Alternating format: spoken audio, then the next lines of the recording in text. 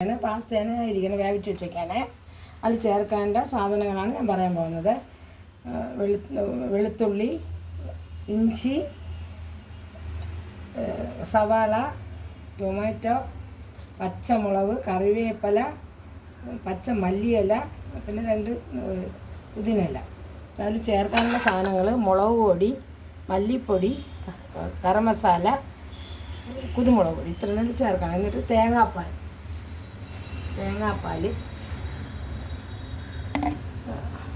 Cornflour, ഇത്ര സാധനങ്ങളാണ്. ഇത് ഞാൻ ഇതിനെ വച്ചിട്ട് കാണിച്ചു തരാമേ. ഞാൻ അതിൽ ചൂടായിക്കോട്ടെ, നല്ല തിളച്ചോട്ടെ.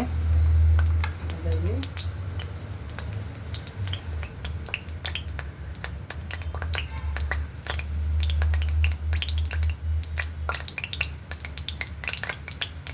നമ്മൾ ഇഞ്ചി ഇടാൻ, വെളുത്തുള്ളി ഇടാനേ. വെളുത്തുള്ളി ഒന്ന് നല്ലതായി വറവും. ഇഞ്ചി കണ്ടിട്ട് നല്ല മൂക്കട്ടെ, ഇഞ്ചി നല്ല മൂക്കണം.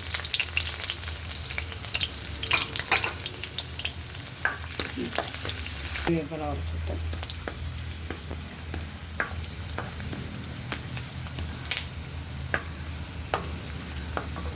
ഉള്ളി നല്ല മൂത്തതിന് ശേഷമേ നമുക്ക് തക്കാളി ഇടണം.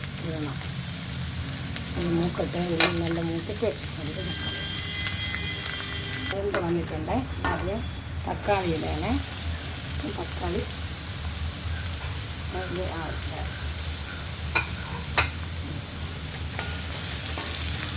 അടുത്ത് മുളക് പൊടിയാണ് ഇടാൻ പോണത്. മുളക് പൊടി, മല്ലിപ്പൊടി, ചിക്കൻ മസാലപ്പൊടി, ഇതെല്ലാം കൂടി ഇട്ടിട്ട് കുരുമുളക് പൊടി അവസാനം ഇടും. ഞാൻ വേറൊരു പാസ്ത മുമ്പേ കാണിച്ചു, അതിങ്ങനെയല്ല, വേറൊരു രീതിയിൽ.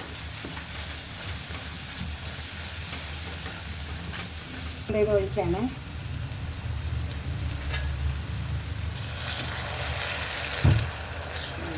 കോൺഫ്ലവറാണ്.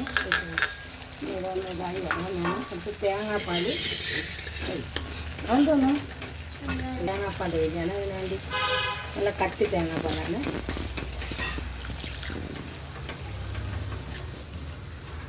അപ്പം അതിന് ചേർക്കാനുള്ള സാധനങ്ങളെല്ലാം ആയിക്കഴിഞ്ഞ് ഇനി ഇതിൽ കൂടി ഞാൻ മല്ലിയിലയും പുതിനയിലയും പച്ചമുളകും എല്ലാം കൂടി ഞാൻ ചേർക്കാണ്.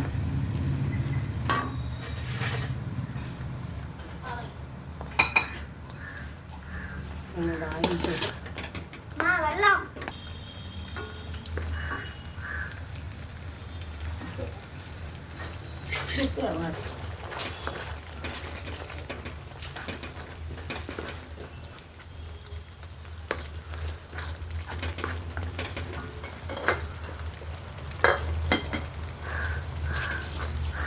പാസ്ത ചേർക്കാണ്.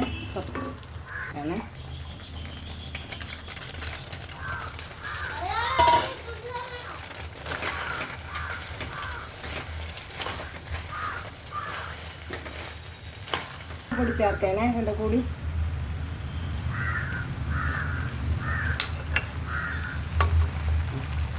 ഇതായി കഴിഞ്ഞാൽ ഉപയോഗിക്കാം. എല്ലാം റെഡിയായി. പാസ്തയെല്ലാം റെഡി.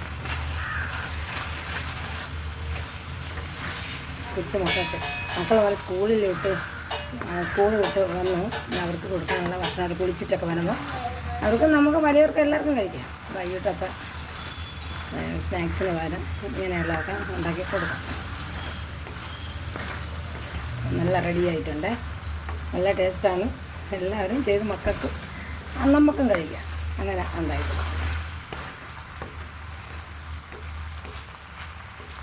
എല്ലാവരും ഉണ്ടാക്കി നോക്കണം കേട്ടോ. അറിഞ്ഞിടാത്തവർക്ക് വേണ്ടിയാണ്, അറിയാവുന്നവർക്ക് വേണ്ടിയില്ല, അറിഞ്ഞുള്ളത്.